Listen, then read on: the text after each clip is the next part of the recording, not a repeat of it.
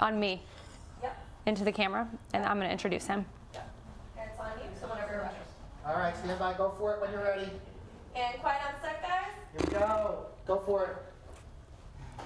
Hi everyone, you're watching the Ren Wood Show on Focus TV Network. Thanks for tuning in today. I'm so excited to introduce a very special guest, a good friend of mine, Dan Wiedenhop. Hi Dan. Hi Ren. Thanks for coming. Thank you for having me. So Dan is a writer, a very talented one. Depending on who you ask. I think you're talented. Thank you. I just saw your new movie that's out, Alpha.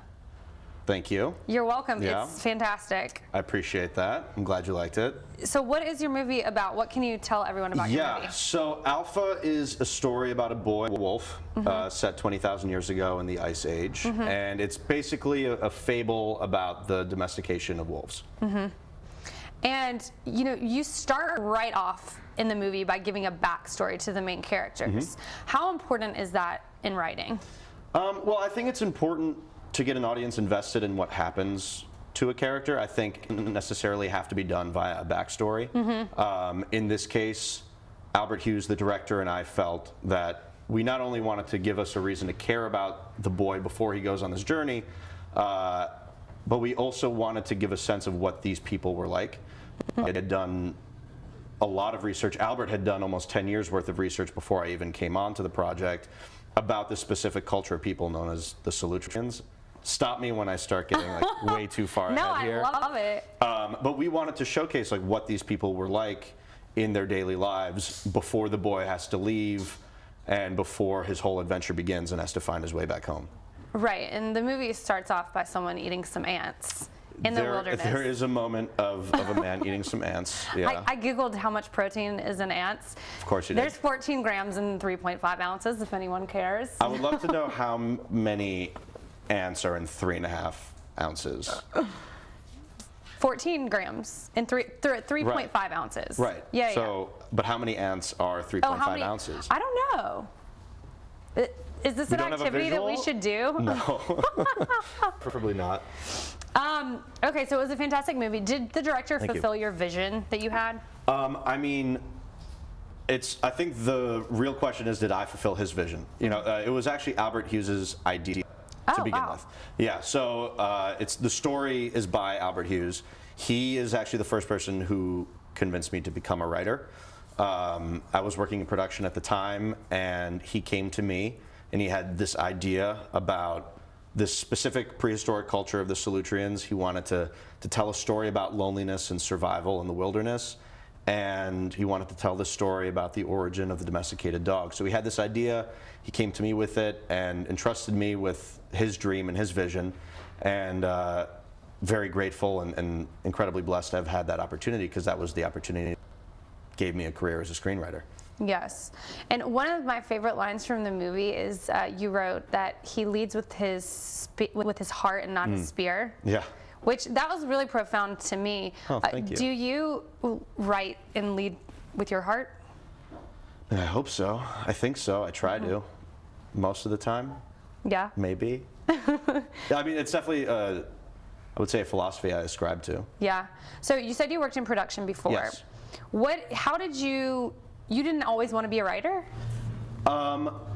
It's a very good question. So I always loved writing, like since I was 3 years old. Actually, when I sold my first script, my mom dug up these stories that I had dictated to her when I was 3 years old and like done these terrible illustrations for. But no, it's something I've been doing my entire life. But I grew up in Buffalo, New York, and when you grow up someplace that isn't LA, it's really hard to envision a career as a writer, let alone a screenwriter. Like, nobody talks about that when you're growing up. So I always loved writing, but I had no idea, honestly, until I got out here, that I could really do it as a profession. But I loved movies, and I wanted to work in film. I moved out here. I got an amazing opportunity to be an assistant to a producer back in 2010. So right when I graduated college, I moved out here. I worked as an assistant for 2 years to a man named William Green, who is this incredible film and commercial producer, and he taught me everything I know. So I worked for him for 2 years. He took me on set, 3 movies, 60 commercials, music videos all over the world, taught me more than I could ever put into words. And during that time, I learned how to make movies, and I was reading a lot of scripts. I was reading almost 2 scripts every single day. Oh, wow. So then after 2 years as an assistant, I was lucky enough to be promoted. The company we were at was Atlas Entertainment, which is a great production company run by Chuck Roven.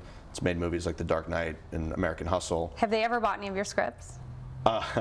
Well, they don't buy scripts, they produce movies. Okay. Yeah, so, but everybody at Atlas is sort of like my LA family. Okay. We all came up together. I've gone to all their weddings. So yeah, I did 2 years as a creative executive there. And it was during that time that Albert and I connected. And so yeah, 4.5, almost 5 years in production before I started writing full time. Okay. Do you ever get writer's block? Yes and no. So I did up until somebody, and I can't remember who, basically made it super clear to me that writer's block is really just not asking the right question, or it's me being lazy, which is also something I'm definitely guilty of. And once I figured that out, it's like, okay, if I'm stuck on what to write next, that means I haven't asked myself the right question. So I just have to go back, figure out what it is I'm trying to say with that scene. If I'm stuck on that scene, I know that there's another scene I want to write, I just move on. So at a certain point, I'll either come back to it or I'll realize the thing I was stuck on didn't even need to be there in the first place. I like that a lot. That's a really positive way of looking at it. Try to stay positive. Yeah, is that what the advice you would give to someone who's just starting out as a writer? The advice I would give to somebody starting out is to read all the time and to write every day. Yeah. Those two things, I mean, there's no trick, you know, there's absolutely no, and I mean, with all due respect to the great screening classes out there, I don't think you can learn how to write from a book that like teaches you how to write. The only way you can learn how to write is to write. You learn how to write by reading, and by reading great scripts and reading bad scripts and seeing what doesn't work. Yeah. But that's ultimately all it comes down to. Right. And writing is a form of art, which is subjective. What's the hardest part about dealing with that from a writer standpoint? The hard part of writing? Yeah. The hardest part of writing for me, I think it's different for everybody. You know, for some people it's probably getting going. For me, it's sort of letting go of my own misgivings or anxieties and just pushing past that and writing. At the end of the day, it's like, you know, one of the cliches is you can't edit a blank page. Right. Right? So at the end of the day, it's, for me, the hardest thing is always just ignoring my own self-doubt with the voices in the back of my head and just putting it down. Like, it's never going to be as good as I want it to be, but it's also better than I think it is. Yes. That makes sense. Yes. I'm so excited that this movie is doing so well. Oh, thank you. You're welcome. How do you feel about the success of it thus far? Bigger than you expected? Oh, I mean, I had absolutely no idea what to expect. Yeah. Right? Like, this is my first movie. It's a dream come true just to see it on a screen. And, you know, last week the reviews started coming in, and it was like the happiest moment of my life to get that sort of validation that, I mean, look, honestly, I would have been really happy if just one person had written a good review and everyone else can, you know, do whatever. But don't read the bad reviews, Dan. Just don't read them. I read all of them. I read all of them. I read the tweets. I learned that by reading. I read all of your tweets. I learned that by reading YouTube comments about myself. Don't do it. Oh God, you can't do that. Yeah. No, I hope no one can comment on this interview. I'm terrified. I'll disable them for you. Oh, thank you. No, you're doing great. Thanks. No, but it really just blew me away. You know, to see keep responding positively to the movie was incredible. The one that was really incredible, sometimes I forget how to speak English. That happens. I do that all the time. I'm better on paper. But perhaps we should take a small little intermission and have some chicken fingers. Oh, fantastic. I love that you have chicken fingers. I have chicken. Well, you know that fried chicken is my favorite food ever. Great. Amazing. So I've known Dan for a while. Dan loves to dip chicken fingers in champagne, and I've never tried that. So I regret telling you this story so much, but we'll see. Just as a caveat, I've never done this before. I've never done this before 3 o'clock in the morning. I'm sure it tastes less good, but I mean, we'll figure it out. We'll Who knows? figure it Maybe out. maybe it's great. Should we cheers? All right, we should cheers. Cheers Cheers. to your movie and congratulations. Thank you for the chicken and fingers. I am All right. It's not. You don't soak them. You know, it's just a little. just like a little dip. Yeah. All right. Oh my god. I'm It tastes. not wrong. It tastes like whelp. Tastes like It a tastes- hangover. It tastes like unconditional love is what it tastes like. Also, these chicken fingers are great. Yeah, they're from Fat Sal's. Great. Love it. This is delicious, Dan. Thank you. It's what rich people do. They just like dip random food items into champagne, or is it just the chicken? I mean, no, because I do it. You don't even need sauce. You just have champagne. I think it's just more of a people who like to celebrate life, I love that. or maybe find themselves in a weird situation. I couldn't tell you how this started, but you know, Well, anything can start at 3 a.m., you know? my 20s were a forgettable time. A forgettable time. Mm-hmm. Yeah, what do you like to do for fun? Oh my God, what do I like to do for fun? That's a great question. No, I love to travel. Yeah. You know, if I'm not busy, I'm a hermit most of the time. It's just me and my. I know this, you ignore me a lot. Yeah, I ignore you a lot. Blame Ernie, my French bulldog. Yeah. He couldn't be here today. Okay, so you have a dog, a very cute dog. Yeah. Is it weird that you wrote a movie about man and dog relationship and then you got a dog afterwards? Yeah, I mean, honestly, I got the dog because I finally was in a position where I could be around to look after him. Yeah. And I think the process of working on the movie really affirmed for me that I was like, all right, it's time. I want a dog. I spend all my time alone in my apartment talking to myself. Yeah. So I might as well have someone there who has to listen to me. You do all your writing in your apartment, right? Yeah. So your workspace, is it neat? Is it messy? Oh, it's neat. It is? Yeah, it has to be neat. Yeah, does that affect your productivity? Definitely. Yeah. If I have an area upstairs in my apartment, I have a desk and monitor and a whiteboard, and if that area isn't, I can't speak for the rest of my apartment, but if that area isn't clean and clear, I can't focus on what I'm doing. Yeah, of course. What exactly is the writer's role once, you sell your script, it's going into production with the movie? Do you have a role after that? So it depends. I think it depends on every project. A lot of times, in our case, Albert and I sold the script to Studio 8, a production company over at Right. Sony, and I then had to do some additional work on the script and development in conjunction with Albert and the producers. But once the script is locked, my work is done. Right. So like the filming, all of that, the edit process, I don't have anything to do with that. I was lucky enough to be invited to go onto set for the first week of shooting. How which was that? Really amazing. Yeah, it was cool. It was a really cool feeling.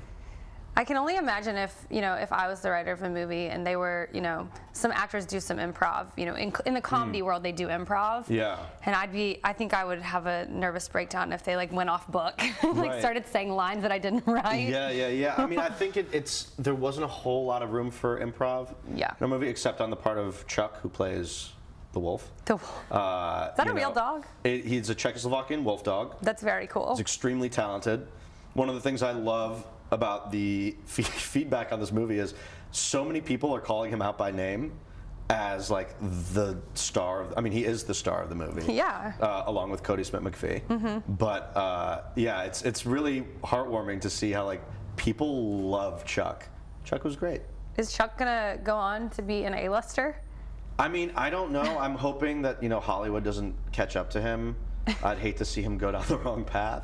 I know. But, I would see this ego to go to his head. yeah, we'll see. We'll see what happens to Chuck. Next thing you know, he's going to be demanding for personal assistant. He's going to be demanding to get Master Steakhouse catered to him on set. As long as he doesn't forget about me along the way, more power to him. I'll take some Mastros. I'll take some Mastros too. Yeah. So you love going to weddings.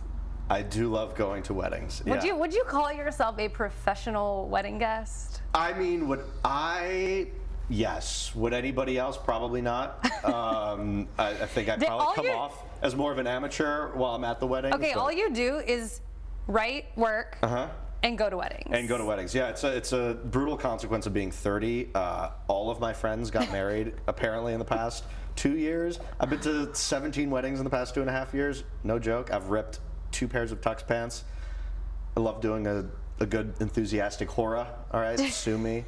No, it's a wedding. Two pairs of tux pants? Tux pants, What are yeah. you doing? Splits on the dance floor? I don't know, Ren. I'm eating fucking chicken fingers here. How do you... This is all. I don't know what happens to me at a wedding. Man. But I love love. I love celebrating love, and weddings You- are so much fun. You love love. Yeah, yeah. I mean, sometimes things get out Love of hand. feels like dipping chicken fingers in I agree. champagne. I agree. It's a good metaphor for it. I mean, have I ever told you my alpaca story? No, and I'm wanting to hear it. So this is probably the most awry me at a wedding has ever gone. But my college friends and I were at a wedding in Connecticut, in Yes. the middle of nowhere, no hotels, so we get an Airbnb. And to cut a very long and complicated story short, we came back to our Airbnb after the rehearsal dinner, very late, and we were staying on a farm situation, which we didn't realize was a farm at the time. Mm-hmm. We came in through a back gate. We had to like hop a fence and open a gate, and then into the guest house we were staying in. We woke up about. So, hold on, sounds like a maze. That, it was like weird. a booby trap. Yeah, there was like one taxi for the whole town. Was this friend you were marrying in the CIA? No, I mean. They Are you wouldn't tell friends with me. Jason Bourne? I wish. But no, I don't think he's in the CIA. And if he is, that'd be hilarious. By the way, so like 4 of us are staying in this house, hop the fences, yada yada. Wake up 2 hours later to somebody screaming. It's a woman is screaming from the streets going, "Hello! The alpacas are loose! The alpacas are loose!" And it turns out on our way home that night Sounds we like a regular night for me, honestly. Really? Somehow doesn't surprise me.